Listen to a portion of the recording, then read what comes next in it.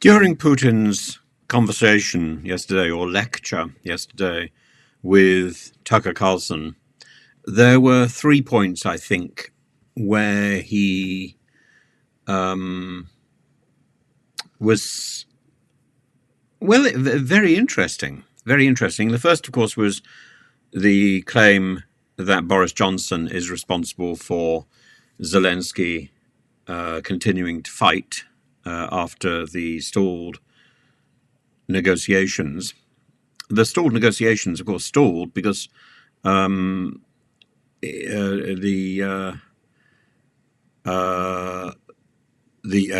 would have to effectively have surrendered to Russia. That wasn't going to happen. The fact that it is now blamed on Boris Johnson is fascinating. Utterly fascinating. It's not the first time I've heard this. It's been peddled by Russian trolls and by those sympathetic to Russia for a long time. I've seen quite a lot of these comments on my YouTube. Now, why is it a terribly clever piece of propaganda? Because Boris Johnson, even if he denies this, which he does, isn't believable. So it doesn't matter what Boris Johnson says, no one is going to take him seriously.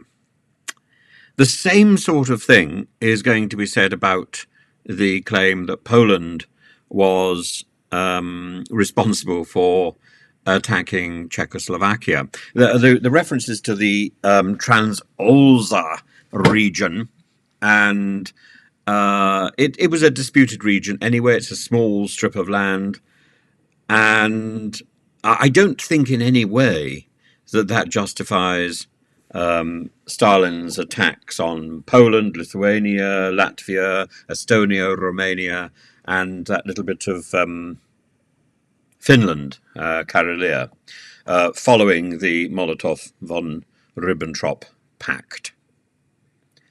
But that is the sleight of hand that President Putin wants to effect. Now, there's a little bit more of that when it comes to Gershkovich.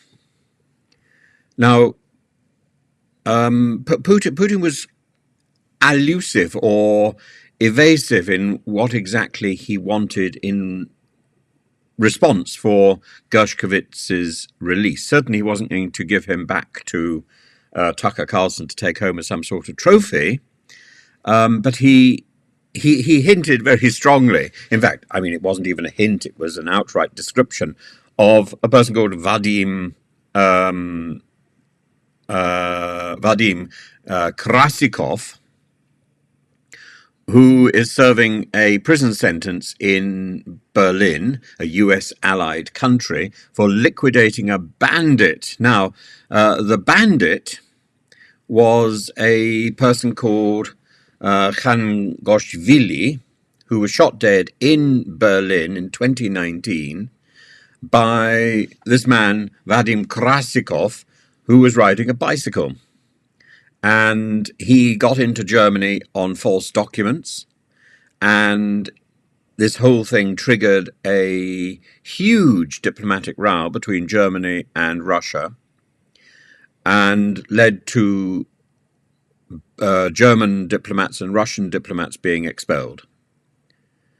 And a German court convicted Krasikov of the killing, which it called state-ordered murder. Well, we've seen that in the UK as well, but the state-ordered murderers in the UK, in Salisbury, managed to get out of the country before the police identified them. In Germany, Krasikov was sentenced to life in prison. Putin and the Kremlin have strongly denied the allegations. They've called them groundless. And although Putin didn't name Krasikov in the interview, he referred to him as a patriot who carried out the killing in one of the European capitals. So he admits that the killing took place. He admits that a patriot did something. So the denials are futile. Here we've got an admission. It's extraordinary tactics by Putin.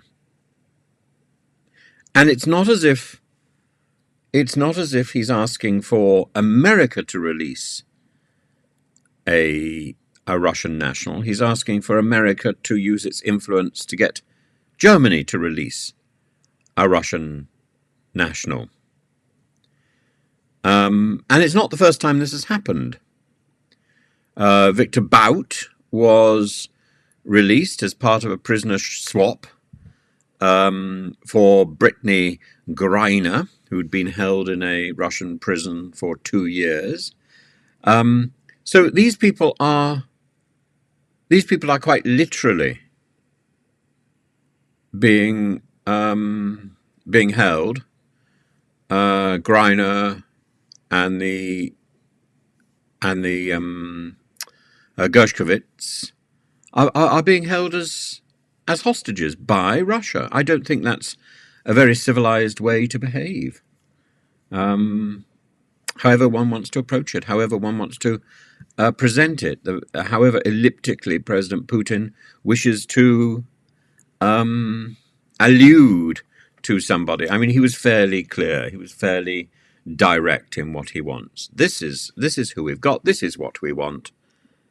And I don't think one should be misled by the giggles and the smiles and the grimaces. I mean, a lot of the interview last night was unbelievably dull, and I'm afraid I got my drawing pad out and started sketching.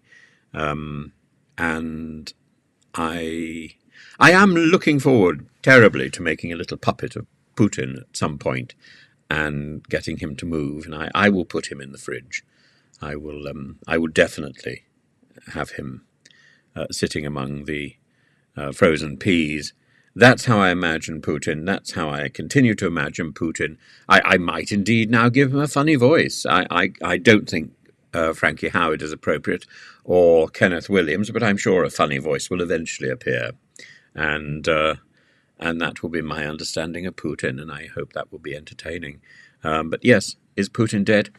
Oh, absolutely. In my world, Putin died a long time ago.